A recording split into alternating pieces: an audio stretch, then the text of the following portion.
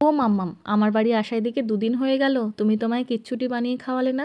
রোজ বিকেলবেলায় ঘুম থেকে উঠে তোমার ভিডিও দেখি আর মাকে বলি, মা দেখো মাম্মাম ভাইকে কত কিছু বানিয়ে দেয়, কিন্তু তুমি আমায় কিচ্ছুটি বানিয়ে দাও না। মা বলতো, আমার কি অত সময় আছে রে, মাম্মা মিলে ঠিক কিছু তোকে বানিয়ে খাওয়াবে।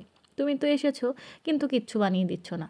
কি করব, আমি তো ভেবেইছিলাম তোদের অনেক কিছু বানিয়ে খাওয়াবো। এক তো তোর পরীক্ষা, আরেকদিকে তোর মায়ের টিউশন পড়ানোর চাপ।